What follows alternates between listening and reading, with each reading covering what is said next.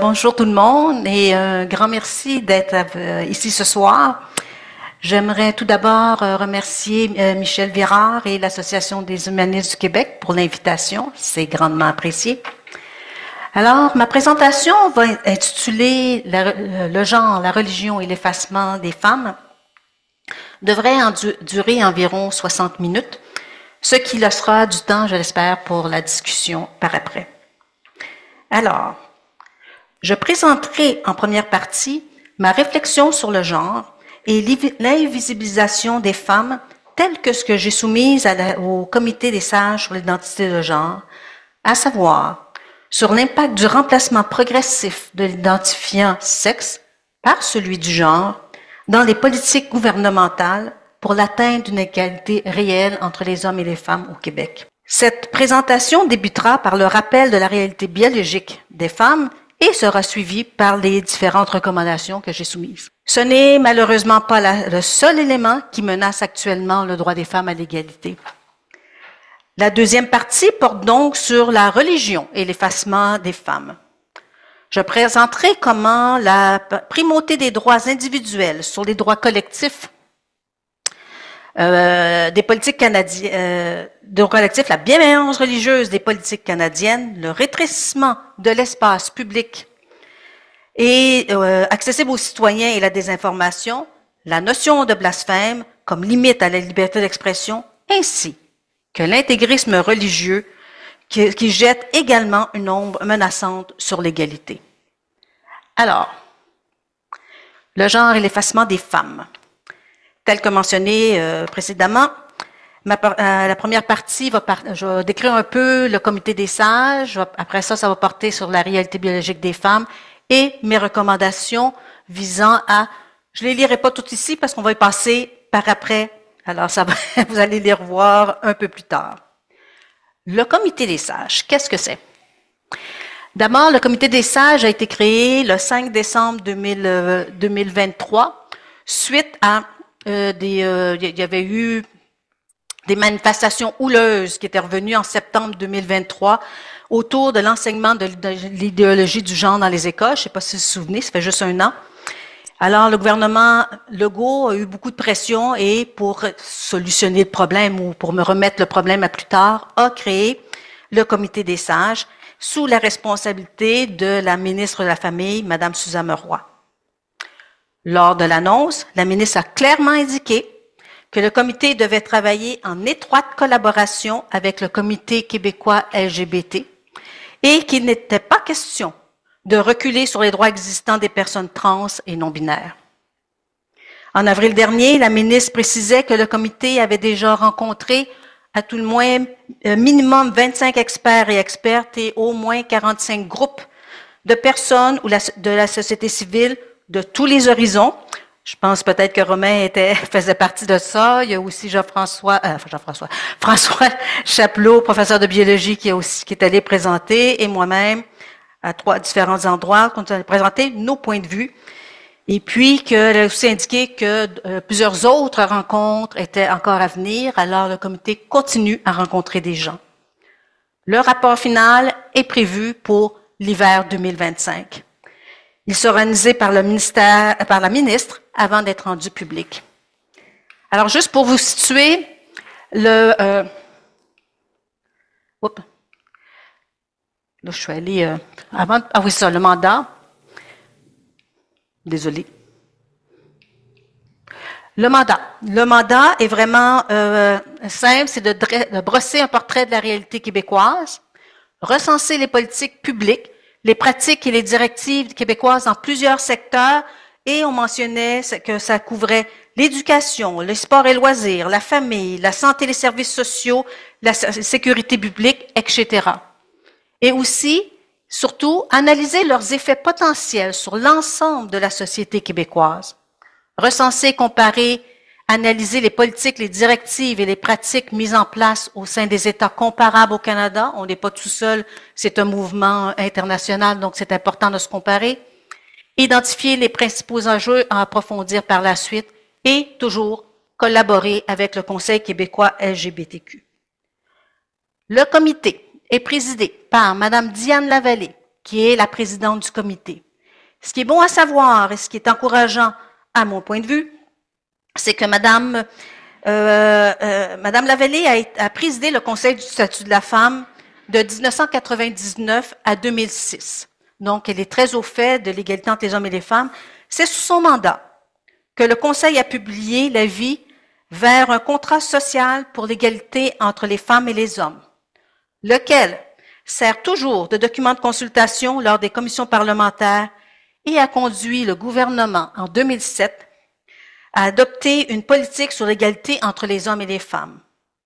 Puis, il y a le médecin de famille Jean-Bernard Trudeau, qui a entre autres occupé la fonction de directeur général adjoint au Collège des médecins, dont il connaît bien le fonctionnement du Québec, et il a contribué à l'amélioration de la collaboration entre les professionnels de la santé, à l'amélioration de l'accès aux soins de la santé mentale et à faire tomber les préjugés à l'égard de cette clientèle. Et enfin, et non le moindre, Maître Patrick Taillon, professeur en droit constitutionnel et en droits et libertés de la personne de l'Université Laval. Il est également co-directeur du Centre d'études en droit administratif et constitutionnel de l'Université Laval et membre du Centre de recherche interdisciplinaire de la diversité de la démocratie. Je trouve important de les décrire parce que ça montre la richesse, c'est assez complémentaire chacun de leurs rôles qu'ils ont eus. Bien sûr, on a reproché au gouvernement de ne pas avoir inclus de représentation de la communauté trans dans ce comité de sages. Or, j'aimerais rappeler que ce choix-là s'explique par le fait que le mandat du comité ne vise pas la défense des intérêts de la communauté trans ou non-binaire, mais bien à réfléchir à l'impact que certaines de leurs revendications peuvent avoir sur l'ensemble de la société. Alors, c'est dans ce contexte que j'ai décidé de soumettre, que j'ai soumis au comité des sages le 30 avril dernier, un mémoire intitulé « Le genre et l'effacement des femmes » et en est fait une présentation le 8 mai dernier. C'est cette présentation que je vous offre aujourd'hui en première partie de cette conférence. Alors, j'ai d'abord débuté par rappeler la réalité biologique des femmes. Les femmes, comme vous le savez, ont une réalité biologique qui leur est propre. Elles sont les femelles du genre humain, de l'espèce humaine. Cela se reflète par leur capacité d'enfanter, mais aussi par leur biais de leur stature, leur force et endurance musculaire, leur cycle hormonal particulier, dont on pense évidemment aux menstruations, à l'allaitement, à la ménopause, et leur instinct maternel. Ces particularités biologiques doivent être valorisées, car ce sont elles qui garantissent l'existence même de l'espèce humaine. Elles doivent aussi être prises en compte quand il s'agit d'assurer une égalité réelle entre les femmes et les hommes. Les femmes veulent la parité avec les hommes au plan social, politique et économique pour une société plus juste et inclusive. La Charte québécoise reconnaît le droit des femmes à l'égalité à la fois dans son préambule et à l'article 50.1. Or, plusieurs conditions sont essentielles pour y arriver, nommément la reconnaissance des femmes et des hommes en tant que groupe distinct, qu'il ne faut pas confondre avec le concept fluide de l'identité de genre, l'élimination des stéréotypes sexistes qui limitent les choix sociaux de tout un chacun, les empêchant ainsi de vivre leur plein potentiel, la prise en compte de la réalité des femmes dans le développement de politiques publiques, l'adoption de mesures assurant le bien-être physique des femmes en matière de santé et de sécurité, afin qu'elles puissent s'épanouir et contribuer à la société. Et enfin, l'adoption de mesures d'équité sociale répondant à leurs caractéristiques physiologiques. Je pense ici au sport féminin, au droit à l'avortement, au congé de maternité, à l'équité en matière d'emploi, l'équité salariale et plusieurs autres choses. Le Québec, il faut le reconnaître, a déjà fait beaucoup en la matière, mais malheureusement, l'égalité de fait n'est pas encore une réalité au Québec.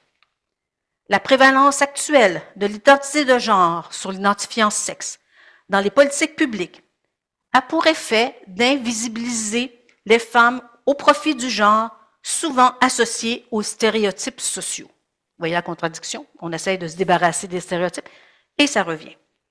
Rappelons que les femmes ont des personnalités diverses et les réduire à un genre briment leur droit à l'égalité.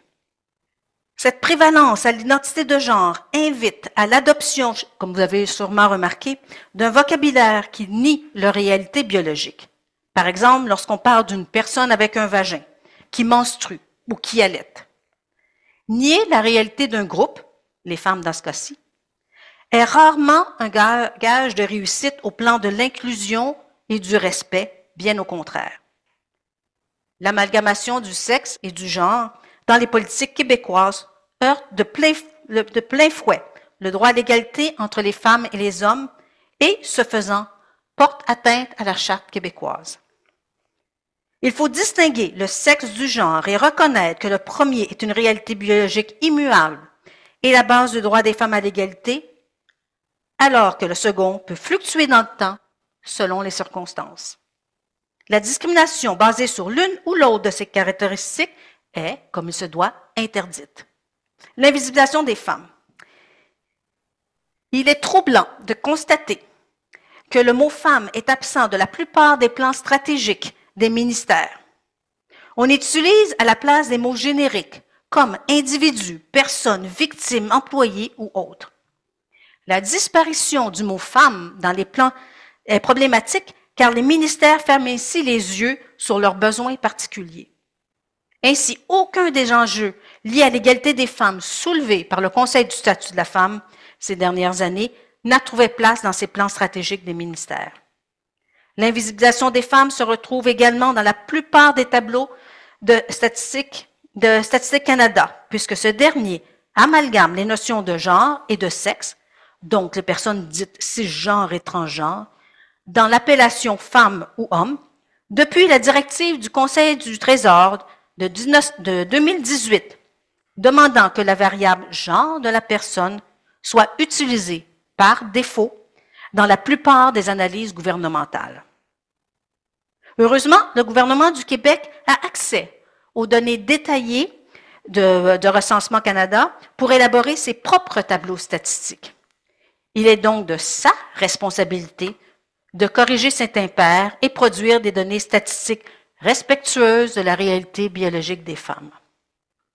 Enfin, il y a aussi le Code civil qui amalgame le sexe constaté à la naissance et l'identité de genre dans la mention « sexe » sur l'acte de naissance.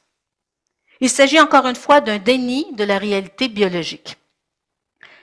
Bien que cela affecte les deux sexes, il est clair que les grandes perdantes sont les femmes, puisque cette négation de leur réalité biologique nuit à l'atteinte de l'égalité entre les sexes, pourtant protégée par nos chartes. Mes recommandations à cet égard? Inviter le secrétariat au Conseil du Trésor du Québec à envoyer une directive à tous les ministères pour souligner l'importance de conserver le mot « femme » dans les documents gouvernementaux, de maintenir les données statistiques vérifiées selon le sexe de façon distincte de celles relatives au genre dans les documents gouvernementaux et amender le Code civil pour ajouter l'identifiant genre pour ceux et celles qui le désirent de façon distincte de la mention du sexe dans les documents d'identification officiels afin de respecter la réalité biologique des citoyens et des citoyennes. On n'avait pas beaucoup de temps, alors j'ai passé tous mes sujets de façon rapide. Les catégories sportives féminines. Juste un petit rappel. C'est au cours des années 20 que les femmes ont pu intégrer le système sportif olympien par une voie distincte de celle des hommes pour respecter leurs différences biologiques, notamment au niveau de la taille, de la longueur des membres, de leur taux de testostérone, qui influent sur le développement de la masse musculaire et la force. Ces différences anatomiques ont mené à l'établissement de règles différentes entre les sports masculins et féminins. Ainsi, par exemple, dans le 100 mètres haies, les barres pour les femmes sont 15 cm en dessous de celles des hommes. Le ballon est de plus petite taille en basketball et handball féminin et le projectile utilisé au lancer du poids, du javelot, du disque ou du marteau est plus léger. Certaines disciplines sont également très différentes, comme c'est le cas pour la gymnastique artistique, où les figures demandées et les agrès utilisés sont en général différents. Or, la participation ces dernières années de personnes trans dans le sport féminin soulève la question d'équité, puisque cela fait fi des spécificités biologiques des femmes. Soulignons d'abord qu'il semble que seuls les hommes s'identifiant au genre féminin demandent de participer à des catégories sportives correspondant à leur genre. À ce jour, selon le recensement international WeWon, ces hommes ont ravi le podium à des femmes à au moins 72 reprises au Canada seulement, dans des domaines aussi variés que l'haltérophilie, le vélo de montagne, l'athlétisme, la natation, le cross-country, le tir à l'arc, le cyclisme et la boxe. Les personnes nées de sexe féminin qui se disent non-binaires ou trans préfèrent pour leur part continuer de participer dans les sports féminins. Pourquoi les garçons de toute identité ne peuvent-ils pas faire de même dans leur catégorie, en tout respect de leur biologie? Par ailleurs, soulignons que le maintien des catégories sportives féminines est un défi maintenant au Québec, puisqu'il est maintenant possible de changer sa désignation de sexe dans ses documents civils en fonction de son genre. C'est-à-dire qu'on dit, regarde, j'ai marqué, je suis une femme, alors même si mon genre, je suis femme, le Code civil, ce qui permet de dire, c'est que si on se considère une femme, on peut faire changer sa notion du sexe sur le Code civil. Alors, c'est très difficile pour un entraîneur de dire, montre-moi tes papiers officiels, ça va être marqué femme. C'est son genre et non pas son sexe. Il ne pourra pas l'exclure. L'entraîneuse canadienne Linda Blake suggère, par exemple, de procéder à la vérification du sexe en vérifiant la présence du gène SRY par prélèvement sur la joue au moment où une personne se présente à un match féminin. Mes recommandations? Préserver des catégories sportives féminines basées sur le sexe. Alors que l'amalgamation du sexe et du genre se retrouve dans de nombreux documents d'identification officielle et que l'auto-identification est de mise, identifier des mesures d'exception visant à préserver l'équité entre les sexes dans les domaines du sport. Maintenant, la protection de la santé des filles et des femmes. Les données sexo-spécifiques sont indispensables pour offrir un service de santé de qualité afin de veiller à ce que la réalité biologique de chacun soit prise en compte. C'est ce type de données qui a permis, par exemple, de sauver des vies en concluant que les symptômes de crise cardiaque diffèrent largement chez les femmes et chez les hommes. Elles sont indispensables à l'atteinte d'une égalité réelle entre les sexes dans le domaine de la santé. L'amalgamation des concepts de sexe et de genre dans l'identifiant sexe au Québec brouille les résultats de recherche sur la santé féminine, un aspect pourtant longuement négligé, en plus d'occulter ceux des personnes trans, qui sont maintenant mélangés avec tout le monde. Tout le monde y perd. Il y a aussi les protocoles actuels de traitement des jeunes questionnant leur genre qui sont problématiques. Constatant l'absence de données probantes, justifiant les soins affirmatifs de genre auprès des enfants et des adolescents et constatant certains dommages irréversibles, plusieurs pays européens préconisent aujourd'hui une approche prudente concernant les protocoles de traitement à adopter auprès des jeunes. Mes recommandations: réaffirmer l'importance des données sexo-spécifiques dans le domaine de la santé, demander au Collège des médecins du Québec d'établir un protocole d'intervention concernant l'identité de genre en fonction des nouvelles avancées de la science, notamment auprès des jeunes. On ne peut pas fermer les yeux sur toutes les études qui sortent actuellement. Maintenant, la question de sécurité des filles et des femmes. Les politiques et programmes gouvernementaux se fient à l'auto-identification de la personne pour déterminer s'il s'agit d'une femme ou d'un homme. Toutefois, aucune balise n'est prévue pour répondre à des besoins de sécurité spécifiques aux filles et aux femmes. En voici 3 exemples où l'absence de balise pose problème.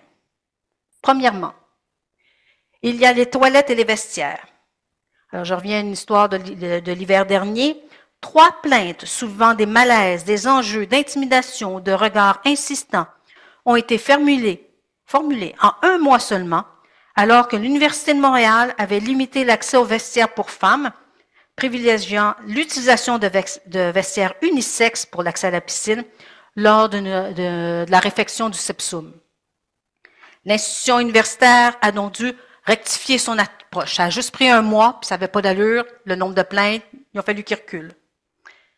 Aussi, après avoir fait la promotion de toilettes mixtes et reçu de nombreuses plaintes de la part de femmes, l'Angleterre a également fait marche arrière et statué que tous les nouveaux bureaux, écoles, hôpitaux et lieux de divertissement d'une certaine taille devront dorénavant proposer des toilettes séparées non mixtes, c'est-à-dire des toilettes pour les hommes et d'autres pour les femmes. Deuxième exemple, les refuges. Actuellement, la plupart des refuges pour femmes violentées ou sans-abri accueillent aussi des femmes trans. Mais plusieurs voix se lèvent pour dénoncer ce phénomène qui expose à des risques des femmes vulnérables qui dépendent de ces espaces pour leur bien-être. Leurs craintes sont plausibles. En Espagne, par exemple, le gouvernement vient de constater que des hommes accusés de violence à l'égard de femmes s'auto-identifient comme femmes pour accéder au refuge où sont hébergées leurs victimes. Ils sont en train de réagir là-dessus. Donc, il y a des solutions. Il y a des solutions parce que la Saskatchewan a créé, par exemple, des refuges s'adressant exclusivement aux personnes trans, complémentaires à ceux s'adressant aux femmes. Oui, les personnes trans sont victimes de violences puis méritent du respect. On n'a pas besoin de les mettre avec les femmes. Alors, le Saskatchewan a commencé à le faire. Troisième exemple, les prisons. La politique de Service correctionnel Canada sur les délinquants de diversité de genre permet à tous les détenus d'être placés dans leur type d'établissement préféré selon ce qui correspond le mieux à leur identité ou expression de genre. Or, selon une étude du Service correctionnel du Canada de 2022, 91% des personnes transgenres détenues purgent des peines pour des infractions violentes, comparativement à 72% dans la population carcérale masculine. C'est-à-dire les violences, il y a plus de violents proportionnellement qui se retrouvent du côté des femmes. 44% de ces détenus transgenres, soit des hommes s'identifiant au genre féminin, je rappelle, ont déjà été condamnés pour des crimes de nature sexuelle et 41% d'entre elles purgent une peine liée à un homicide. Plus troublant encore, dans plus de 9 condamnations pour crimes sexuels sur 10, 9 sur 10, les infractions ont été commises alors que le délinquant vivait son identité correspondant à son sexe biologique. Tiens, c'est au moment de la condamnation qu'il s'est identifié à l'autre sexe. Rappelons que l'identité de genre est un concept fluide. Un homme peut donc s'identifier comme femme qu'une fois entré en contact avec le système pénal, puis redevenir un homme lors de sa sortie. Ses motivations ne seront jamais questionnées. Enfin, soulignons que selon l'étude de service correctionnel, aucun des hommes transgenres, c'est-à-dire des femmes s'identifiant comme hommes, incarcérés dans des prisons pour femmes, n'a demandé d'être transférés dans une prison pour hommes. Encore une fois, c'est juste les hommes qui demandent d'être transférés, jamais l'inverse. La priorité donnée à l'identité de genre sur le sexe dans les prisons met indéniablement en danger les femmes détenues.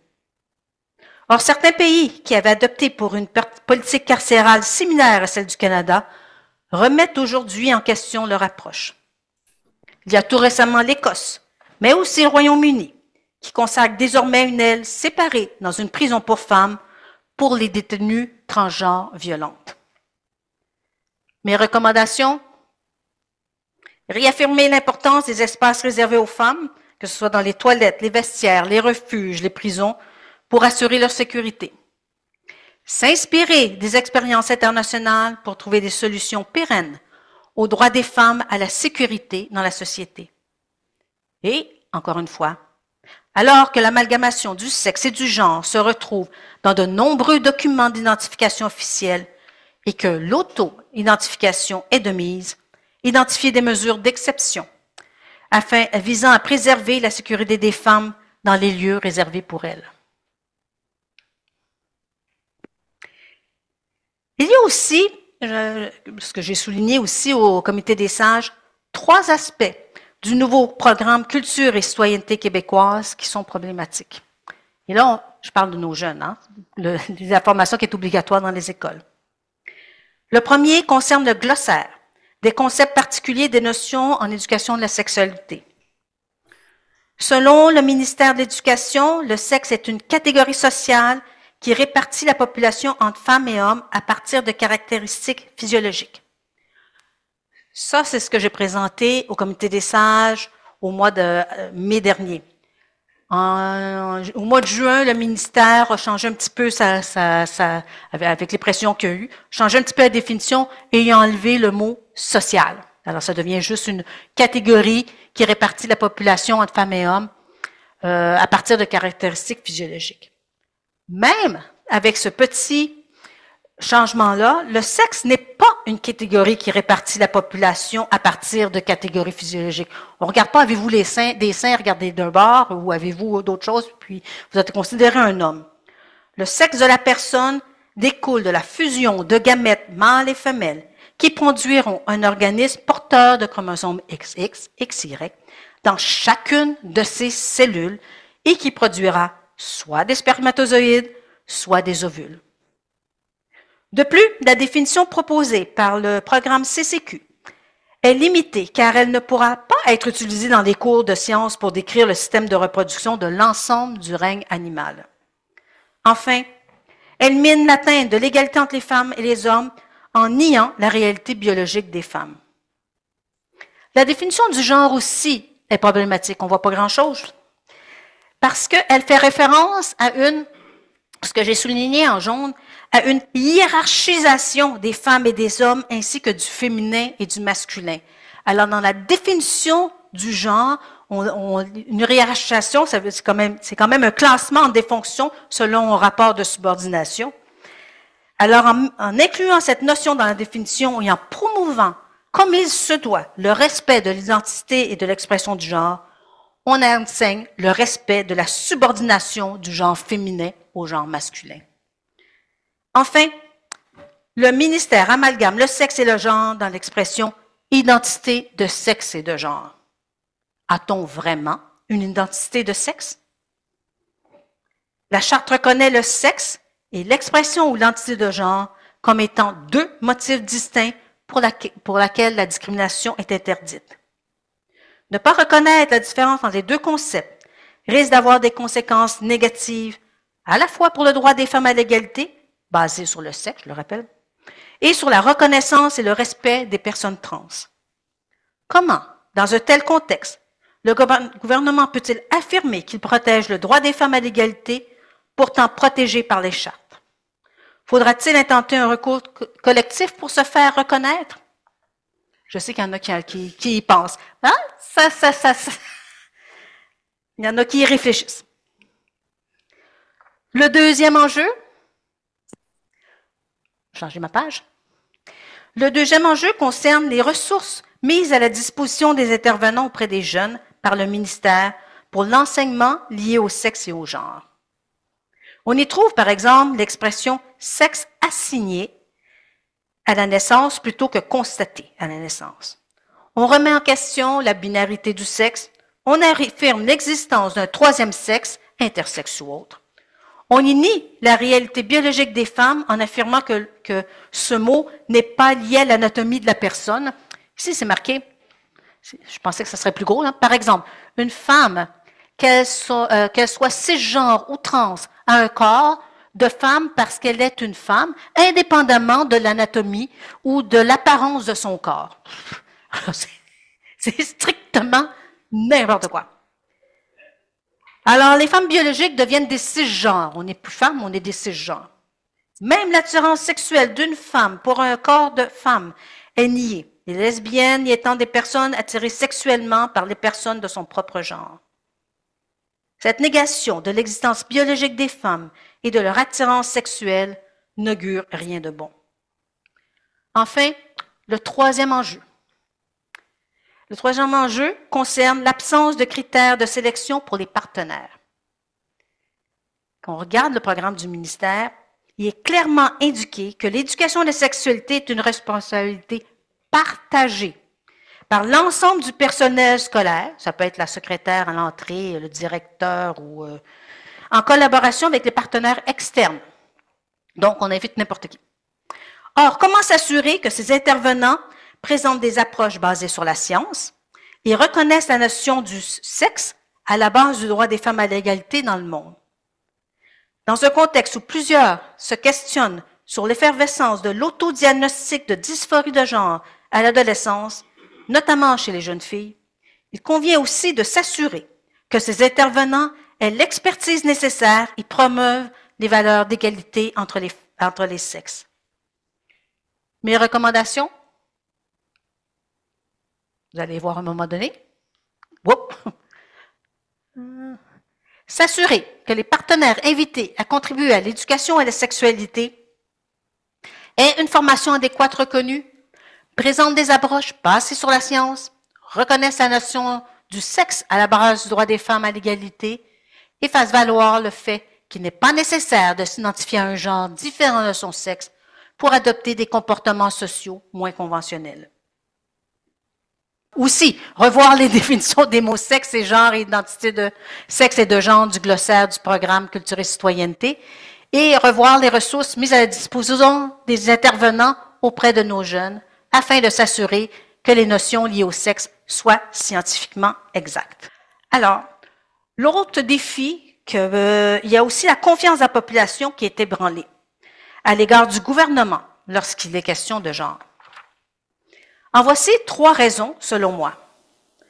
D'abord, il y a le processus consultatif déficient. Par exemple, lors de l'étude du projet de loi sur la réforme du droit de la famille, aucun groupe ayant soulevé des craintes quant aux impacts possibles d'une modification de la mention du sexe figurant à l'acte de naissance, de pouvoir le changer en fonction de son genre, n'a été invité à partager ses vues en comité parlementaire. Tous ces groupes-là ont été ignorés. Première recommandation, s'assurer que les consultations entourant le développement de politiques publiques, pratiques et directives québécoises concernant l'identité de genre incluent les groupes potentiellement impactés par ces initiatives. Deuxièmement, il y a le bris de confiance des parents à l'égard de l'éducation publique. Les parents sont inquiets. Ils attendent régulièrement des histoires de jeunes qui regrettent amèrement leur choix, des études qui démontrent les dangers d'une transition sociale précoce, de la prise de bloqueurs de puberté ou d'hormones associés à l'autre sexe, ou encore des interventions chirurgicales irréversibles sur des corps sains. Ces parents perdent confiance dans l'éducation publique lorsqu'ils prennent conscience de l'inexactitude scientifique des concepts enseignés dans les écoles relatives au sexe et au genre, des directives syndicales sur le changement de l'identité de genre sociale des jeunes sans avis médical et sans prévenir les parents. Et de la précarité de la sécurité de leurs filles dans les lieux qui leur étaient traditionnellement réservés pour préserver la sécurité, à savoir les toilettes et les vestiaires. Mes recommandations, s'assurer que les établissements scolaires mettent en place des protocoles d'intervention reconnus de concert avec le corps médical pour les élèves questionnant leur genre. Que les établissements scolaires obtiennent le consentement des parents pour les élèves de moins de 18 ans afin qu'ils ne puissent changer leur prénom et pronom à l'école. Et enfin, qu'ils maintiennent des installations sanitaires non mixtes, ce qui n'exclut pas l'ajout d'installations universelles. Enfin, la confiance de la population est aussi ébranlée par les positions ou l'absence de position du secrétariat à la condition féminine et le Conseil du statut de la femme. Le mot femme signifie humain de sexe féminin. Il est donc étonnant de constater que le secrétariat amalgame le sexe et le genre dans sa stratégie 2022-2027. Les hommes s'identifiant au genre féminin en font donc partie. A contrario, rien n'indique que le secrétariat se préoccupe des filles et des femmes s'identifiant au genre masculin. Il y a pourtant là deux enjeux majeurs qui devraient être au centre de leurs préoccupations. Et je vais vous en parler brièvement. Pourquoi tant de jeunes filles s'auto-identifient au genre masculin? Plusieurs auteurs, dont l'historienne Marie-Jo Bonnet et la gynécologue et endocrinologue Nicolas Attea, font valoir que les jeunes filles s'auto-identifiant au genre masculin tentent en fait de fuir une condition physique ou sociale qu'elles peinent à contrôler. On pense à la métamorphose pubère, aux maux de ventre, aux harcèlements, aux regards insistants, à la prévalence de l'hypersensualisation, aux viols et féminicides dans la société ou autre. Savez-vous que les jeunes filles ont peur hein, quand tu te retrouves là-dedans, tu as mal au ventre, tu sais pas ce qui t'arrive, tu as l'impression qu'il faut que tu joues à la poupée pour te faire aimer. D'autres chercheraient à bénéficier des avantages liés à la prééminence sociale du masculin. Avoir une place dans la société, il faut avoir l'air d'un homme. Pour ces auteurs, proposer à des filles des procédures de transition alors qu'elles sont en plein tourment de l'adolescence constitue une nouvelle forme de violence qui participe à un féminicide social. Il y a aussi les besoins des femmes dont la dysphorie de genre est avérée, parce qu'elle existe, cette dysphorie. Il semblerait, comme on l'a vu précédemment, que ces dernières s'intègrent aux catégories sportives féminines et, lorsqu'elles sont détenues, ne désirent pas être transférées du côté dans les prisons pour hommes. Il est troublant de constater que ni le secrétariat à la condition féminine, ni le Conseil du statut de la femme s'intéressent à ce groupe de femmes marginalisées. Donc, juste aux hommes qui veulent s'intégrer du côté des femmes. Mes recommandations. Appelez le secrétariat à la condition féminine et le Conseil du statut de la femme à se concentrer sur leur mandat de défense du droit à l'égalité des femmes, soit un humain de sexe féminin, ce qui exclut les hommes s'identifiant au genre féminin. Demandez au Conseil du statut de la femme une étude sur le questionnement des jeunes filles à l'égard de leur genre et sur les besoins des femmes s'identifiant au genre masculin.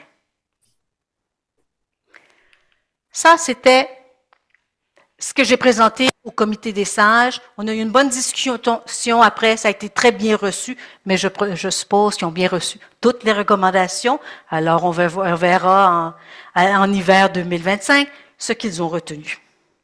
Maintenant, la deuxième partie de ma conférence, là, je vais aller dans des sujets bien. Je vais laisser le genre de côté. Passons maintenant à la deuxième partie de ma présentation. Cette fois-là, c'est la religion et l'effacement des femmes.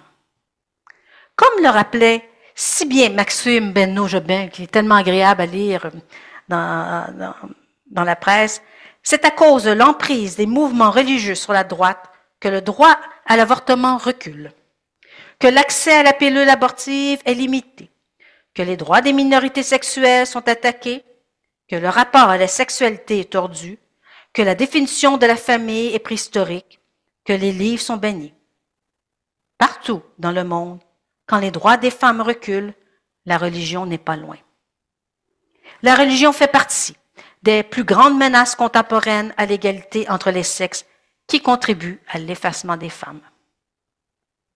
Aujourd'hui, ces menaces s'articulent via la prévalence des droits individuels par rapport aux droits collectifs, la bienveillance religieuse de nombreuses politiques canadiennes, le rétrécissement de l'espace public accessible aux citoyens et la désinformation, le blasphème comme limite à la liberté d'expression et l'intégrisme religieux. Voyons plus en détail chacune de ces menaces. L'une des menaces contemporaines à l'égalité entre les sexes, c'est de sous-estimer l'importance du droit à l'égalité comme droit collectif pour instaurer des conditions sociales essentielles à l'avancement de l'ensemble des femmes vers une égalité réelle. C'est ce droit collectif qui permet d'éviter un relativisme culturel qui peut enfermer des femmes dans des communautés culturelles ou religieuses réfractaires aux droits des femmes à l'égalité. La Charte canadienne met l'accent sur les droits individuels. Or, les droits individuels s'avèrent inutiles s'ils ne sont pas supportés et stimulés par des conditions sociales collectives universelles qui permettent aux individus de s'épanouir. S'ajoute à cela le multiculturalisme canadien, qui, jumelés aux accommodements religieux, favorisent la pénétration des normativités religieuses au sein de l'État et encouragent les interprétations fondamentalistes rarement favorables aux droits des femmes. Heureusement, le gouvernement québécois a précisé dans sa loi sur la neutralité religieuse de l'État que pour être jugé recevable, un accommodement religieux doit impérativement respecter le droit à l'égalité entre les femmes et les hommes.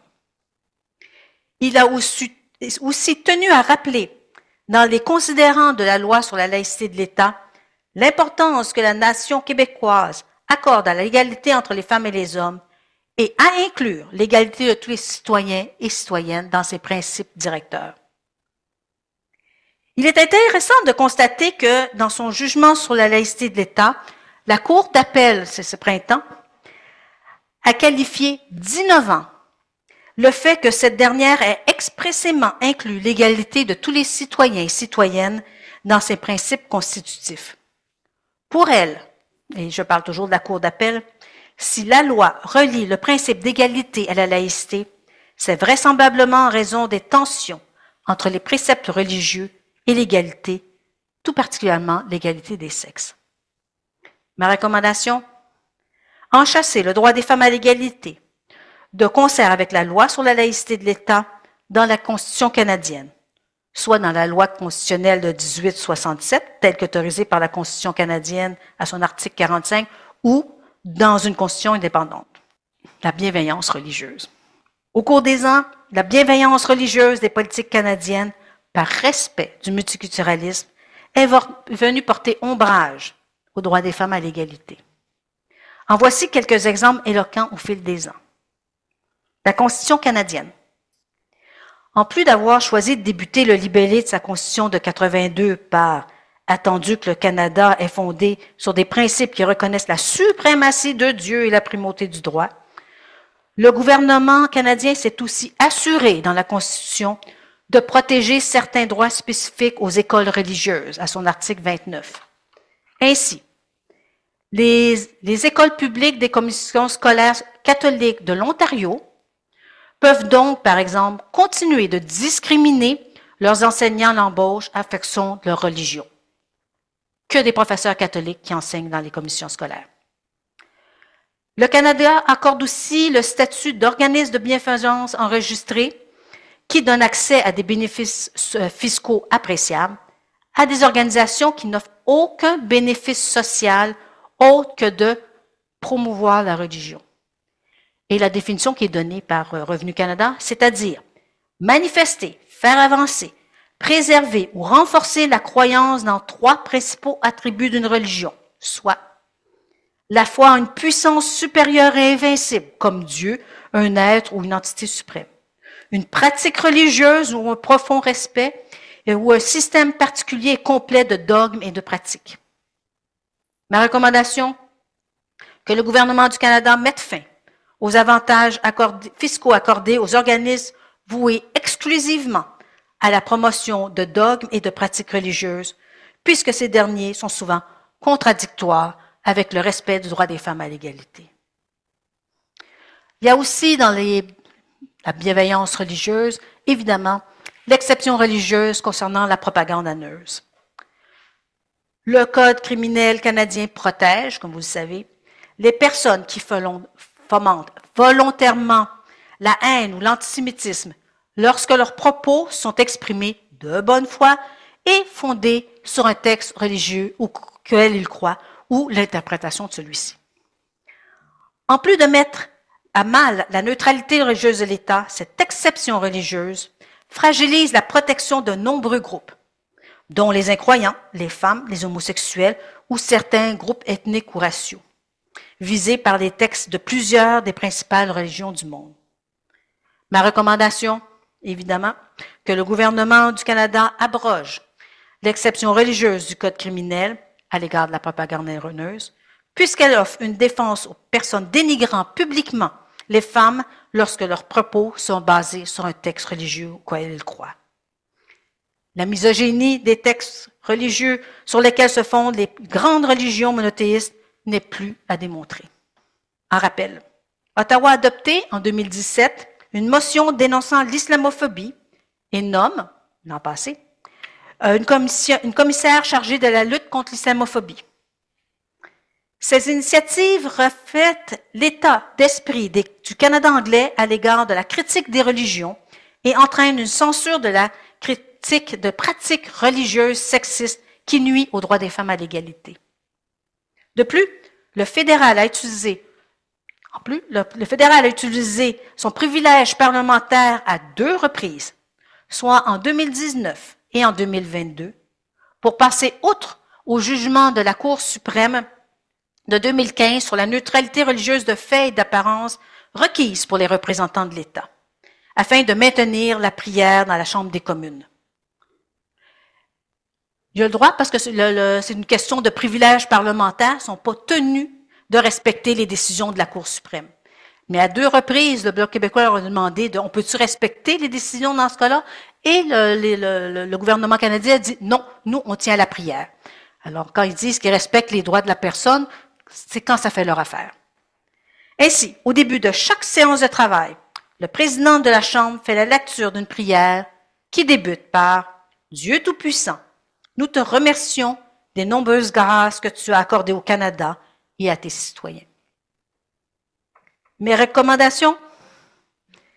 Que le gouvernement du Canada protège la critique des religions, qu'il procède au remplacement de la prière quotidienne par un moment de recueillement, en tout respect de la décision de la Cour suprême à cet effet. Mais le Bloc québécois l'a fait souvent. Mais c'est lui qui a demandé à 2 reprises, et puis ça prend, pour changer un règlement de la Chambre, ça prend la majorité ou que ce soit unanime, et il ne l'a pas eu. Une autre politique, le Canada autorise depuis 2015 l'octroi de la citoyenneté canadienne et du droit des votes aux élections fédérales aux femmes portant un tchador ou une burqa, soit un voile intégral qui couvre le visage. Cette pratique est un affront à la dignité des femmes et à leur droit à l'égalité. Bien entendu, ce n'est pas le rôle de l'État de réguler les pratiques religieuses sexistes. C'est néanmoins son devoir de veiller à ce que ces politiques et institutions soient exemptes de sexisme, puisque contraires à l'atteinte de l'égalité de fait entre les femmes et les hommes.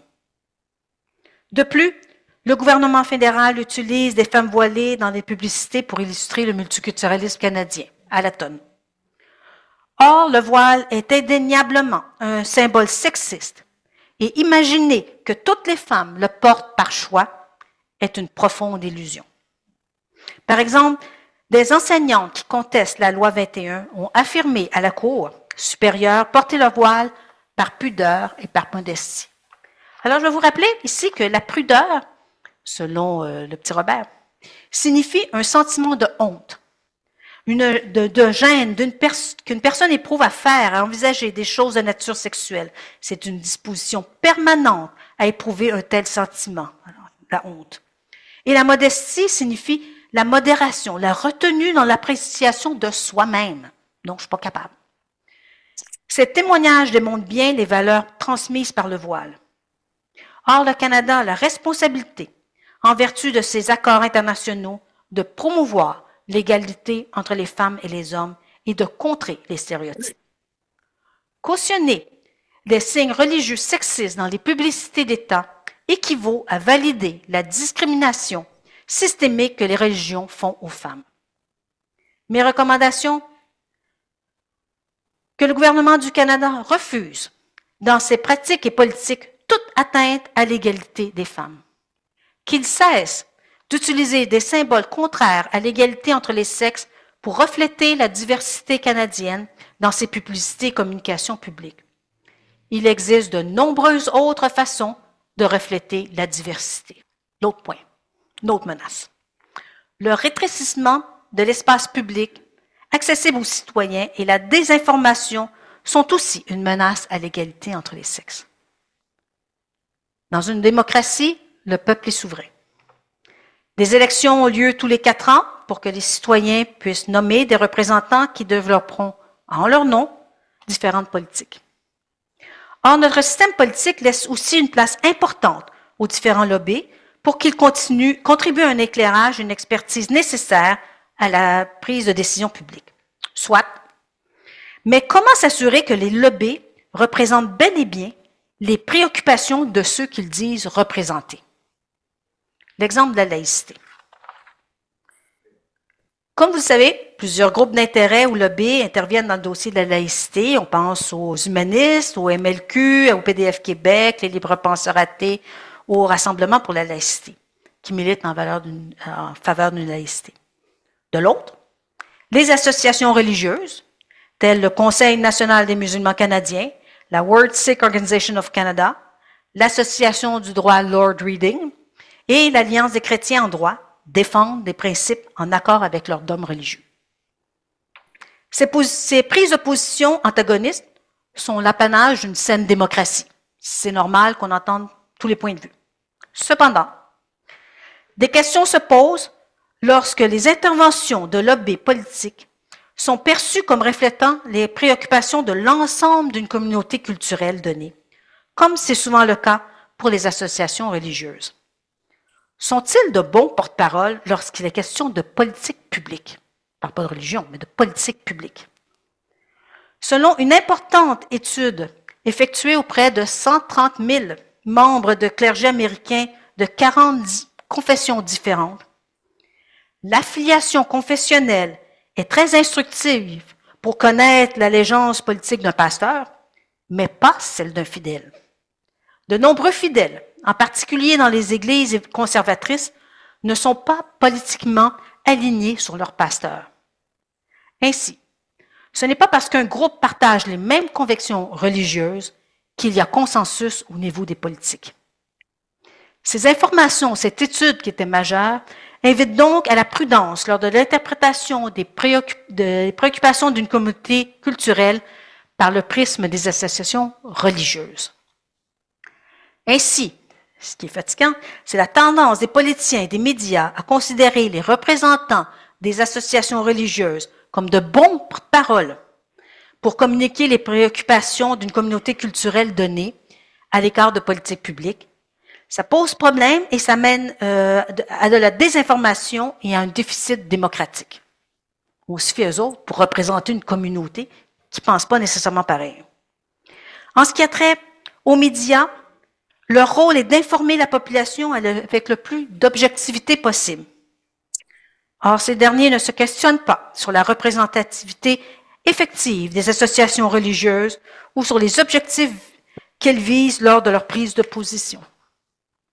Nombre d'entre eux accordent ainsi une importante couverture médiatique aux préoccupations des associations religieuses, alors que les membres de ces communautés, opposés aux opinions des associations censées les représenter, doivent se rabattre sur des lettres d'opinion pour se faire entendre.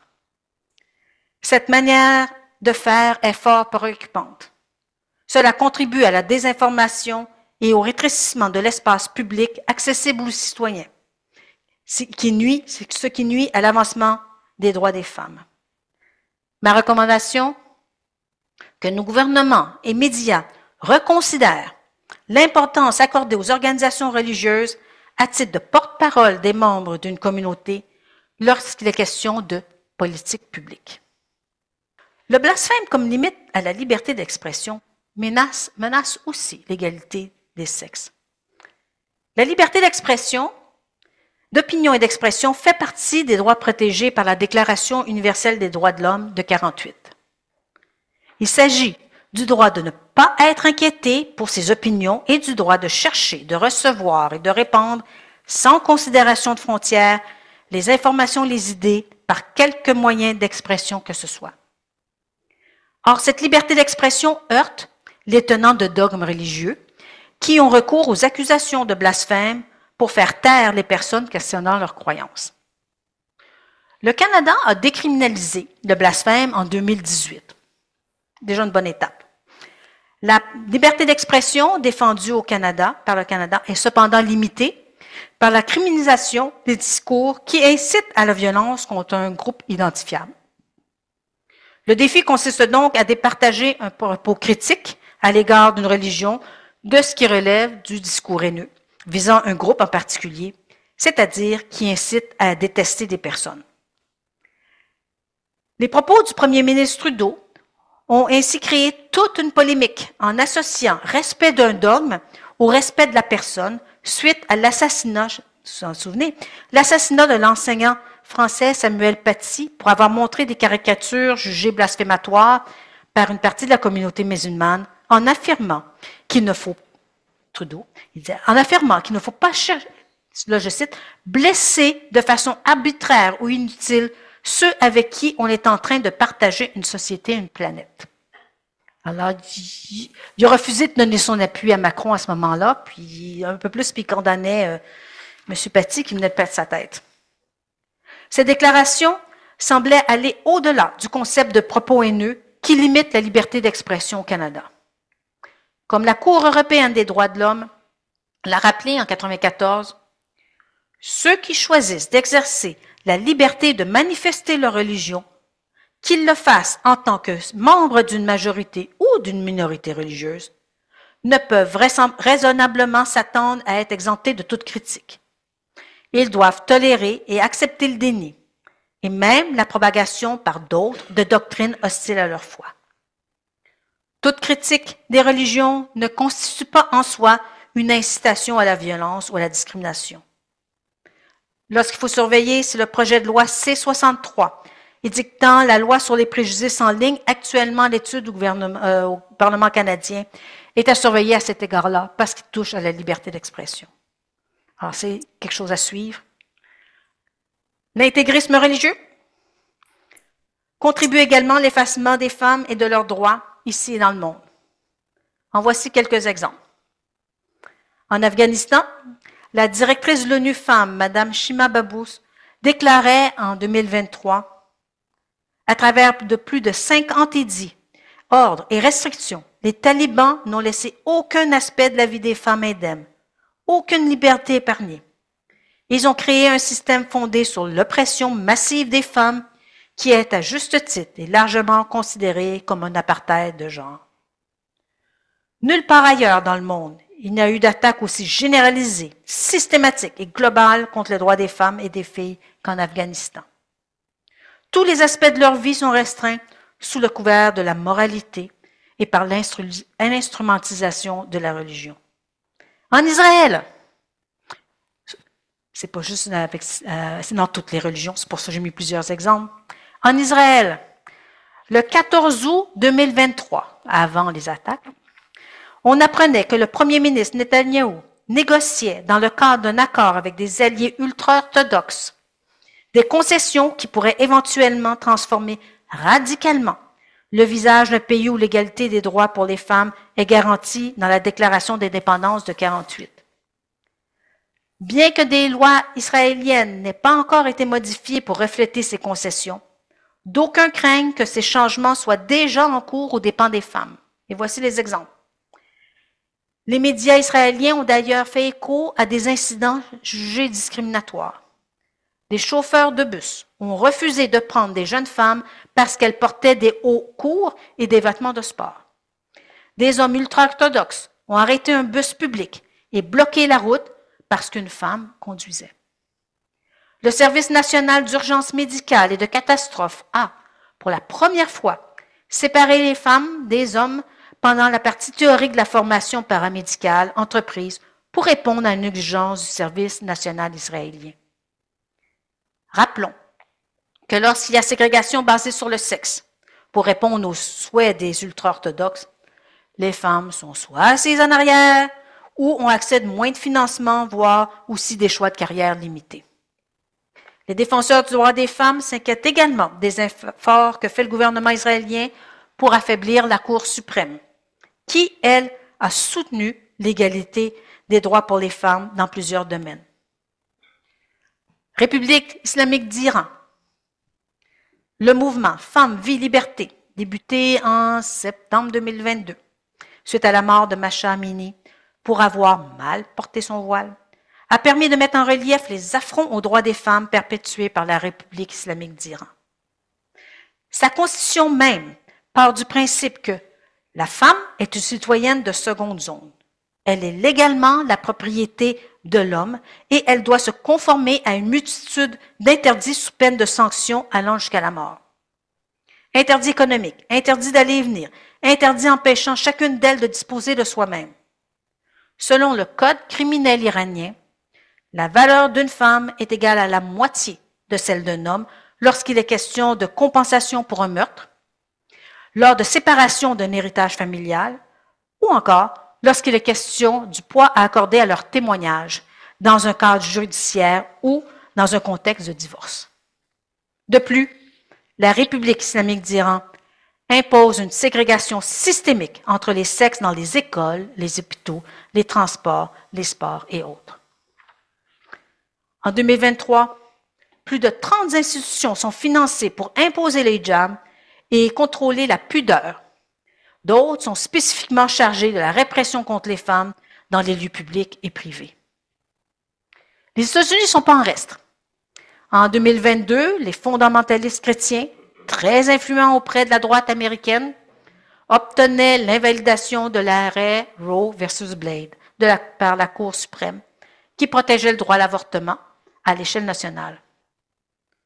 Selon le juge dissident Stephen Breyer, cette décision aura pour conséquence de restreindre les droits des femmes et leur statut de citoyenne libre et égale. En Pologne, tous les continents sont touchés. En Pologne, entré en vigueur en 2021, l'arrêt de la Cour constitutionnelle du Parti conservateur, nationaliste et catholique au pouvoir, Droit et justice qui s'appelle, interdit tout avortement sauf en cas de danger pour la vie ou la santé de la mère enceinte ou si la grossesse découle d'un viol. Mais dans les faits, dans la pratique, il semble cependant impossible d'obtenir un avortement, même légal. La Pologne devient ici l'un des pays européens les plus restrictifs en matière de droit à l'avortement. Mes recommandations? En tant que membre de la communauté internationale, le Canada a un rôle à jouer pour s'assurer du respect du droit des femmes à l'égalité dans le monde. Il devrait ainsi profiter de sa présence dans les organismes internationaux pour s'assurer que les 99 pays signataires de la Convention pour l'élimination de toute forme de discrimination à l'égard des femmes, la CEDEF, prennent des mesures appropriées pour modifier et abroger toute loi, dispositions réglementaires, coutumes ou pratiques qui constituent une discrimination à l'égard des femmes, telles qu'ils se sont engagés à le faire. Il devrait aussi rappeler à tous que selon la Déclaration sur l'élimination de toutes les formes d'intolérance et de discrimination sur la religion ou la conviction de l'ONU, la liberté de religion peut être limitée par les libertés et droits fondamentaux d'autrui, ce qui inclut le droit des femmes à l'égalité. Reconnaître officiellement l'apartheid contre les femmes, tel qu'il se pratique, afin de se doter d'outils juridiques pour lutter contre la ségrégation sexuelle érigée en projet politique. Et faire pression auprès des pays qui pratiquent un apartheid contre les femmes, tels l'Afghanistan, la République islamique d'Iran et l'Arabie saoudite, afin que cessent ces pratiques discriminatoires. L'universalité des droits de la personne ne peut souffrir d'aucune exception culturelle ou religieuse. Une solidarité internationale est requise pour le respect du droit des femmes à l'égalité.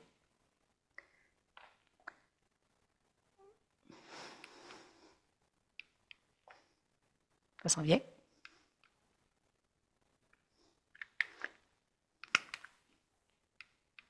Oui. Épilogue, je termine bientôt. Pourquoi le droit des femmes à l'égalité est-il si important dans le monde? Parce que la reconnaissance de la dignité inhérente à tous les membres de la famille humaine et de leurs droits égaux et inaliénables constitue le fondement de la liberté, de la justice et de la paix dans le monde, avaient convenu les artisans de la Déclaration universelle des droits de l'homme en 1948. Parce que la discrimination à l'encontre des femmes viole les principes de l'égalité des droits et du respect de la dignité humaine, qu'elle entrave la participation des femmes dans les mêmes conditions que les hommes à la vie politique, sociale, économique et culturelle de leur pays, qu'elle fait obstacle à l'accroissement du bien-être de la société et de la famille et qu'elle empêche les femmes de servir leur pays et l'humanité dans toute la mesure de leurs possibilités, ajoutaient les concepteurs de la Convention sur l'élimination de toutes les formes de discrimination à l'égard des femmes, la CEDEF, en 81. Pour eux, le développement complet d'un pays, le bien-être du monde et la cause de la paix demandent la participation maximale des femmes à l'égalité avec les hommes dans tous les domaines. Parce que l'égalité n'est pas seulement un droit fondamental à la personne, elle est aussi un fondement nécessaire pour l'instauration d'un monde pacifique, prospère et durable. Reconnaissait l'ONU en 2015 dans son programme de développement durable visant l'élimination de la pauvreté, la protection de la planète et l'amélioration du quotidien de toutes les personnes partout dans le monde, tout en ouvrant des perspectives d'avenir. La discrimination fondée sur leur sexe, est-il précisé, nuit à tout le monde. Femmes, filles, hommes, garçons. Investir en faveur des femmes bénéficie à l'ensemble des personnes, des communautés et des pays. Et aussi pour la liberté, comme le rappelait Servan Haribo dans la chanson Baraï, devenu l'hymne dénonçant les atteintes aux droits des femmes et des droits des personnes de la République islamique d'Iran en 2023. Quand il y a eu toutes les manifestations, quand ça s'est passé, quand Mme Amini s'est faite, quand elle est morte en prison parce qu'elle avait mal placé son voile, c'est un jeune artiste qui a écrit cette chanson-là, qui a été repris par plein de personnes à l'international. Là, c'était une chorale qui l'a reprise. Ça a été traduit dans plein de langues. Et personnellement, je l'avais mis là parce qu'à chaque fois que je l'écoute, les larmes me montent aux yeux. C'est vraiment touchant. Ce que ça dit, c'est que dans le fond, on peut-tu vivre pour l'amour, pour la liberté? Les slogans anti-gouvernementaux des manifestants ont à nouveau résonné sur les campus universitaires de Téhéran. Au moins 176 personnes ont péri dans la répression des manifestations depuis le 16 septembre. Liberté. Ces slogans résonnent dans les rues iraniennes. L'Iran a pour la première fois exécuté un manifestant ayant pris part au soulèvement populaire qui secoue le pays depuis près de 3 mois.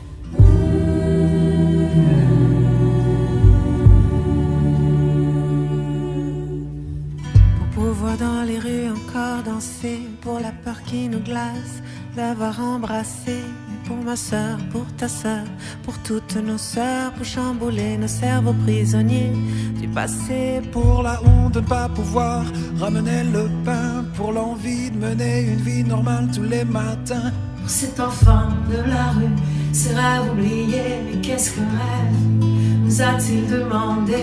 Pour cet argent qui ne pousse encore que pour ceux d'en haut, pour l'air pollué et qu'on respire toujours sans dire un mot, pour Valiade et ses arbres épuisés, pour Pilouse le petit guépard en danger. Pour ces chiens innocents à qui l'on interdit la vie, pour les appels glaçants qui réveillent en pleine nuit, pour ces larmes qui coulent encore sans retenue, pour l'image du moment qui ne se répétera plus, pour le visage qui affiche son sourire enfin, pour les écoliers, pour ce que deviendrait demain, pour échapper enfin au paradis forcé, pour tous les génies qu'on a enfermés, pour les petits enfants qui courent dans les rues du pays, pour ces millions de baraillés à l'infini, pour tous ces slogans vides dans la bouche des enfants, pour ces maisons fragiles tombées ou parties au vent, pour voir le soleil après de longues nuits, pour ces calmants et pour ces milliers de nuits d'insomnie, pour un instant de paix, de pure tranquillité, pour l'homme, pour la patrie et la prospérité, pour les filles qui regrettent d'être ce qu'elles sont, pour ne pas être nées dans le corps d'un garçon, pour la femme, pour la vie, la liberté. Baraye zan, zendegi azadi.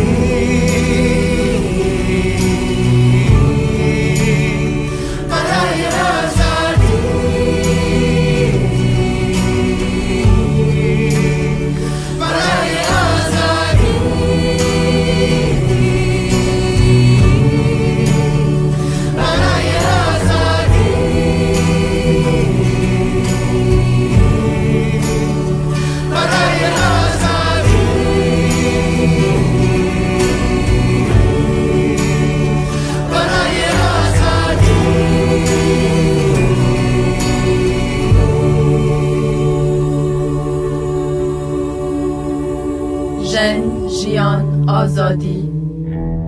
Femme, vie, liberté.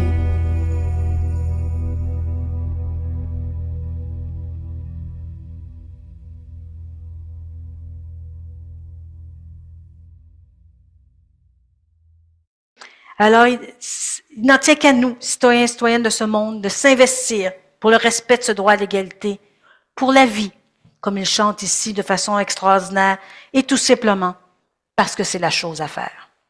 Il a été aussi enfermé suite à cette chanson-là.